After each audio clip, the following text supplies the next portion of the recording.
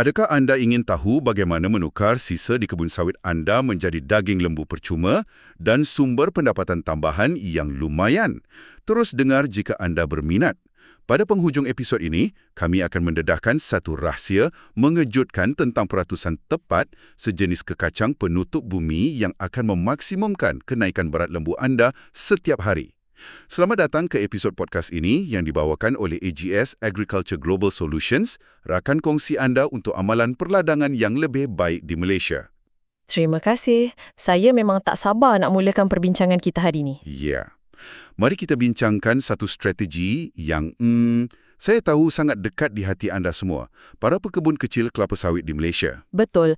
Anda semua memang dah pakar dalam ladang masing-masing. Tepat. Tapi hari ini, kita nak lihat pengurusan kebun dari sudut yang sedikit berbeza. Bagaimana sisa yang selalu terbiar tu sebenarnya adalah aset yang sangat berharga untuk penternakan lembu pedaging.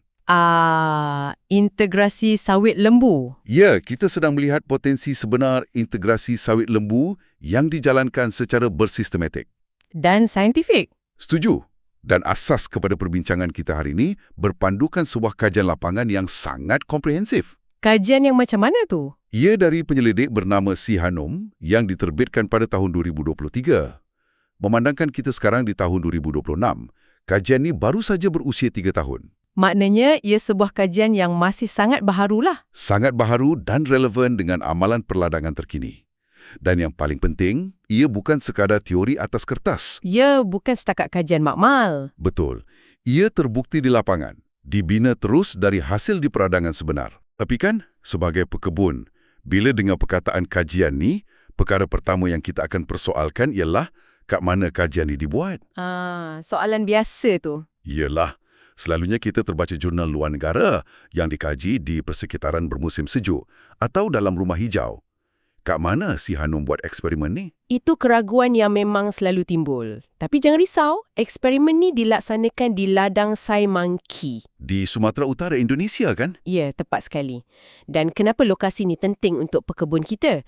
Sebab kita perlu sedar yang cuaca tropika, taburan hujan, peratusan kelembapan, profil tanah mineral di sana tu. Semuanya sama. Hampir 100% identik dengan sistem perladangan kita di Malaysia.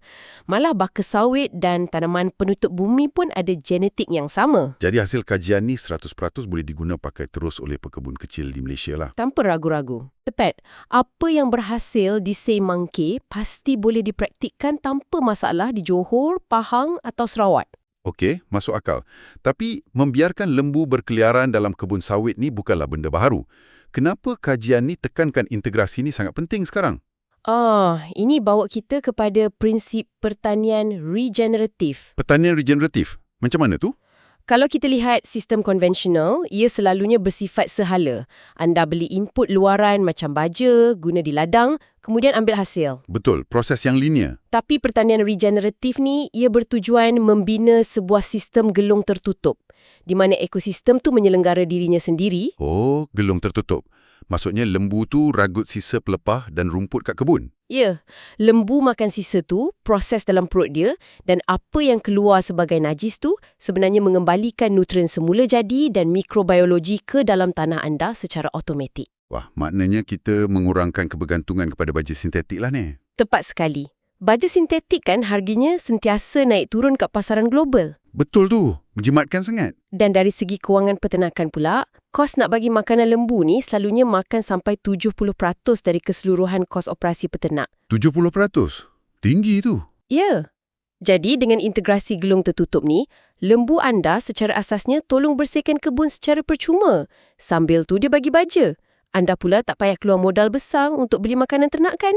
Wow, itu satu putaran ekonomi yang sangat menguntungkan pekebun. Nota ringkas. Beritahu kami dalam ruangan komen topik kelapa sawit apa yang anda mahu selepas ini, supaya kami buat episod ikut keperluan anda. Sila langgan saluran YouTube kami jika anda belum langgan, tekan suka dan tulis komen. Ini membantu saluran YouTube kami supaya kami terus menukar artikel saintifik kelapa sawit kepada bahasa yang mudah difahami dan senang dihadam. Baiklah, mari kita bincangkan data kapasiti dari kajian tu pula. Okey, mari kita lihat angkanya. Besarkah potensi sisa ni? Penyelidik menganalisis yang bagi estet berskala besar dengan andaian hasil tandan buah segar atau TBS sebanyak 25 tan per hektar setahun. 25 tan per hektar. Ya, sisa yang dihasilkan ni sangat luar biasa besarnya, mencapai puluhan ribu tan sisa setahun. Puluhan ribu tan. Tapi untuk pendengar kita ni, pekebun kecil yang mungkin cuma ada 2 atau 5 hektar sawit, relevan ke kapasiti ni? Relevan. Walaupun anda cuma ada 2 atau 5 hektar, sisa pelepah dari cantasan bulanan tu dah cukup sebenarnya.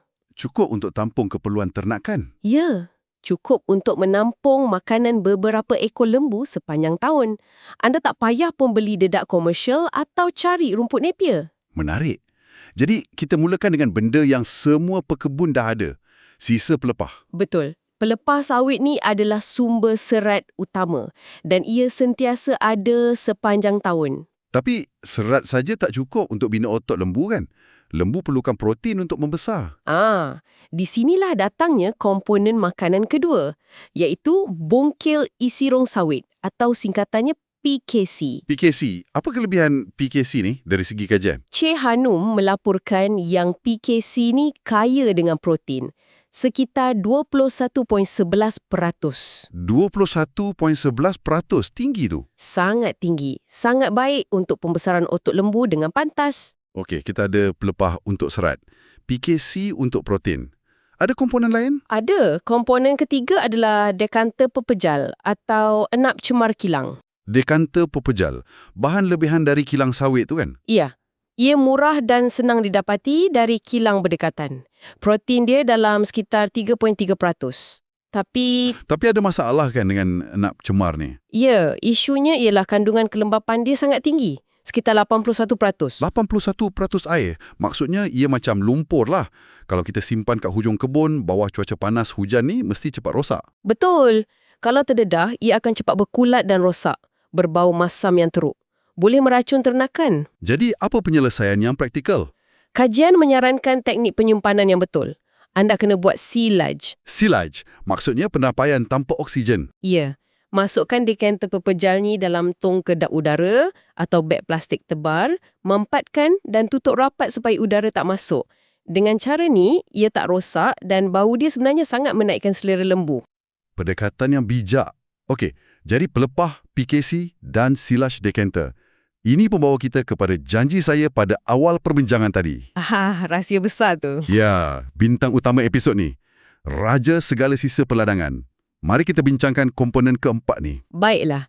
Bintang utama kajian ni, rahsia terbesarnya terletak pada sejenis kekacang penutup bumi. Kekacang apa tu? Ia dipanggil Mucuna bracteata. Mucuna bracteata. Wah, saya sangat teruja bab ni. Sebab mucuna ni benda biasa kat kebun. Ya, memang biasa. Selalunya ditanam untuk halang hakisan tanah atau ikat nitrogen dari udara. Ya, itu fungsi biasa. Tapi apa rahsia dia untuk lembu? 18.37%. Biar betul? Betul. Tahap protein dia jauh lebih baik daripada rumput napier biasa tu. Maknanya, hamparan hijau kat lorong kebun kita sekarang ni sebenarnya adalah padang ragup bernutrisi tinggi. Tepat sekali dan yang paling penting, percuma. Tapi, tunggu sekejap. Ada satu masalah praktikal ni. Apa tu? Kalau daun dia tinggi protein, kenapa bila lembu masuk kebun, dia tak suka makan mucuna segar? Dia lagi suka makan rumpai lain. Ini satu pemerhatian yang bagus. Secara semula jadi, lembu memang tak suka makan Mucuna bracteata segar. Sebab rasa dia kan? Ya, daun segar tu ada bau tajam dan rasa yang agak pahit. Tahap kesedapan dia atau palatability dia sangat rendah. Jadi macam mana pekebun nak buat? Adakah arahan praktikal untuk selesaikan isu ni? Nak kena campur molasses ke? Tak perlu modal tambahan. Arahan praktikal dia sangat mudah. Jangan beri makan terus selepas dicabut. Oh, kena proses dulu. Ya, anda mesti menjemur dan mengeringkan daun mukuna tu terlebih dahulu. Hampar bawah panas matahari. Mengeringkan daun tu. Apa yang berlaku bila dia kering? Proses pengeringan tu akan hilangkan rasa pahit dan bau tajam tadi. Ia meningkatkan tahap kesedapan dengan mendadak. Jadi lembu akan makan? Lembu akan berebut nak makan daun yang dah dikeringkan ni dengan sangat berselera. Rangup pula tu. Selesai masalah hanya dengan cahaya matahari. Okey, kita dah ada semua komponen. Pelepah PCK, dekanter dan mukuna kering. Jadi apakah formula makanan yang paling berjaya? Pendedahan rahsianya di sini. Penyelidik menguji 4 jenis campuran selama 3 bulan. Okey. Ada campuran yang mengandungi 0%, 10%, 20% dan 30% mukuna. Jadi yang mana paling berkesan? Daripada 4 jenis tu, campuran makanan yang mengandungi 30% mucuna yang dikeringkan memberikan hasil yang paling cemerlang. 30%.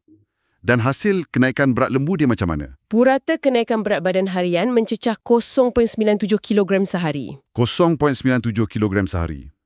Ini menakjubkan.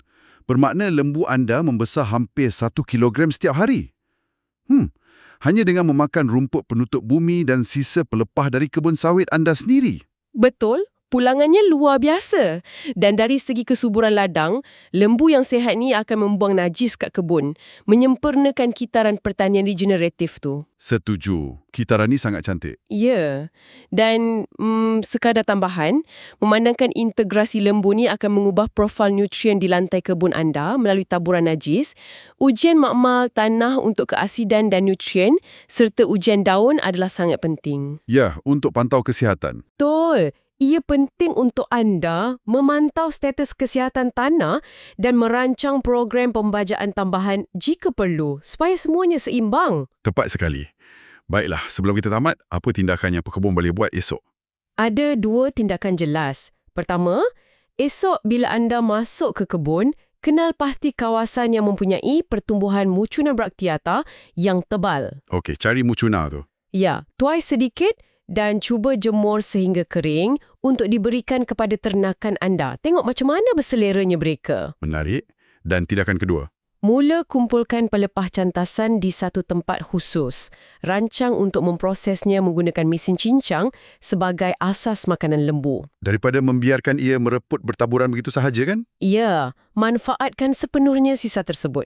Tindakan yang ringkas dan sangat praktikal. Tapi kalau nak urus jadual pembajaan dan pantau ujian makmal tanah ni semua, kadang-kadang pening juga kan? Jangan risau, pekebun boleh mendaftar di cropdrive.ai. Ya, platform tu sangat membantu. Melalui sistem ni, pengurusan nutrien tanah dan pembajaan ini dibimbing secara langkah demi langkah oleh teknologi kecerdasan buatan, AI. Sangat canggih. Dan kalau pekebun keliru dengan data, macam mana? Pembantu maya bernama Palmira sedia membantu jika pekebun mempunyai sebarang soalan, termasuk membantu mentafsirkan keputusan ujian makmal tanah atau ujian daun yang rumit tu. Mudah betul sekarang? Memang mudah. Sistem ini dibina oleh sebuah pasukan antarabangsa khusus untuk pekebun kecil kelapa sawit di Malaysia. Ia sangat unik di dunia dan kosnya jauh lebih rendah daripada mengupah perundingan pertanian swasta. Jadi memang rugi kalau tak guna? Ya, sertai ratusan pekebun kecil Malaysia yang sudah pun menggunakan CropDrive untuk menaikkan pendapatan perladangan mereka dan menurunkan kos operasi. Ingat untuk melawat pembantu pertanian AI kami di cropdrive.ai untuk mengetahui lebih lanjut cara meningkatkan hasil sawit dan pendapatan anda. Terima kasih kerana mendengar.